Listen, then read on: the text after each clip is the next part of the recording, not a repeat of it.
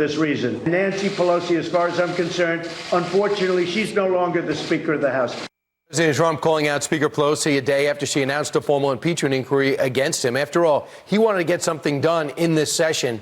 Our next guest warns the impeachment effort will be a historic battle. Joining us now with this take is former DOJ attorney and senior legal fellow at the Heritage Foundation, Hans von Spakovsky.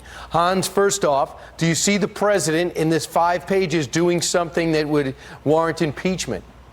No, I don't. He neither directly or indirectly threatened the Ukraine. He didn't say anything about withholding any kind of aid in exchange for anything. And I just don't see anything. There's no smoking gun in that conversation, if that's what Democrats were looking for. Well, I mean, you have that, and you have the fact that aid did go on hold until September 11th.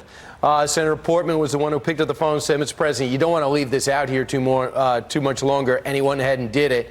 So when Democrats point to that period to say it's a quid pro quo, what do you say?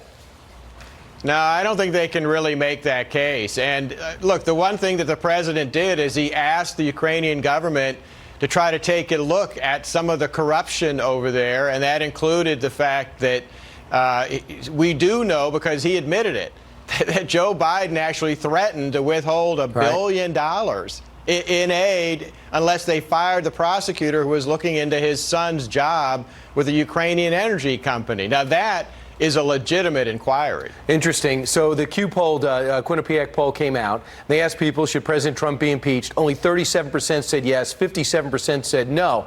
Now, today, the DNI goes up to Capitol Hill and answers a question about the whistleblower, the anonymous whistleblower. He or she heard this call. Reportedly, 90% of the complaint, well written according to Adam Schiff, is about the phone call. What does this do to the battle that you think will be epic and historic?